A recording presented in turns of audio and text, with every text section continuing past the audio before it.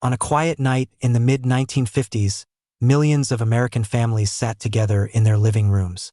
Black and white television screens flickered softly, becoming the center of attention in homes across the nation.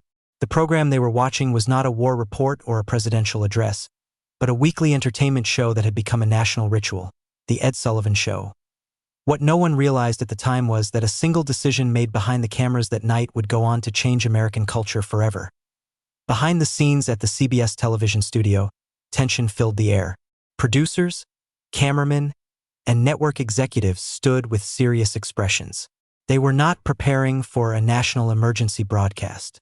They were preparing to censor the body of a young singer named Elvis. Not his voice, not his lyrics, but his body. Elvis was not just a performer. He was a phenomenon. In a remarkably short time, he had become a symbol of something far greater than music.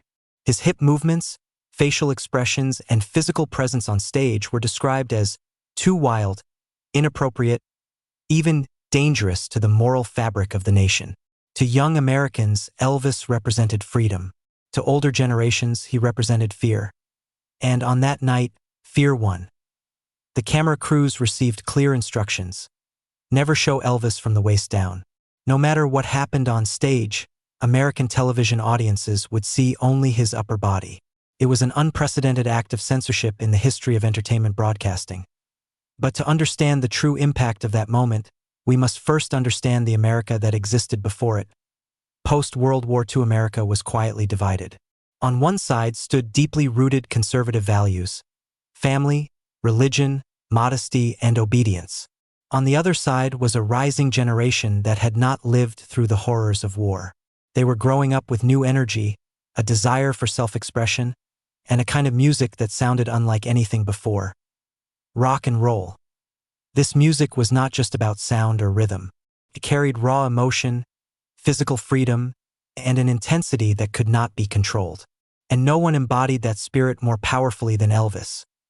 When Elvis first appeared on television, the nation reacted instantly and violently divided. Teenagers screamed, pressed against their TV screens, and idolized him. Parents turned away in discomfort. Some even turned off their televisions altogether. Newspapers published harsh editorials. Church leaders condemned him from the pulpit. Politicians began speaking openly about a moral crisis. Yet the more Elvis was criticized, the more powerful his influence became. Ed Sullivan himself was initially reluctant to invite Elvis onto his show. He was known as a guardian of traditional American family values. But television ratings spoke louder than moral hesitation. When rival programs featured Elvis and saw massive spikes in viewership, Sullivan eventually gave in. But not without conditions. Elvis would be allowed to perform, but he would be controlled. That control reached its peak on the night of the censorship. As the music began and Elvis stepped onto the stage, the studio audience erupted in cheers.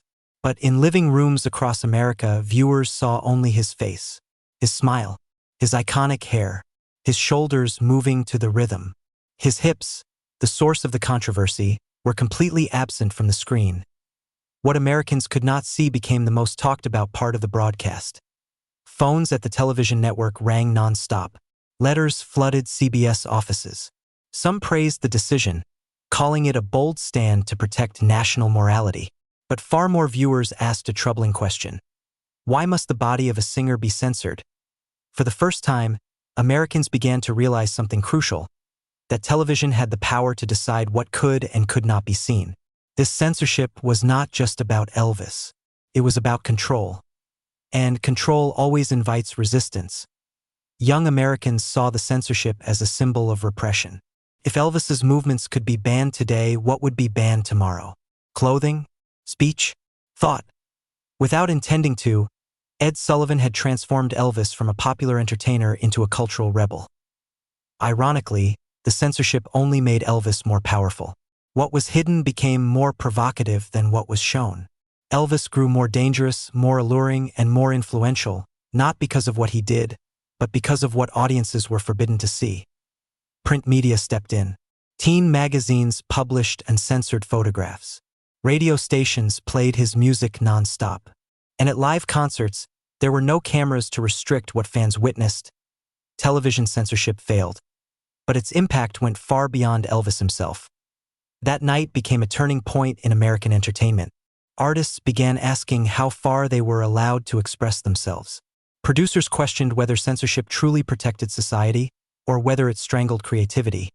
And the public began asking the most important question of all: who gets to decide what is moral? Ed Sullivan may have believed he was preventing chaos. History would prove the opposite. By censoring Elvis's body, he ignited a national conversation about freedom of expression, media control, and the power of popular culture. In the years that followed, boundaries began to fall. Music grew bolder. Television became more open. And young people discovered a voice that could no longer be silenced by camera angles. Elvis continued to perform, continued to move, continued to provoke reaction.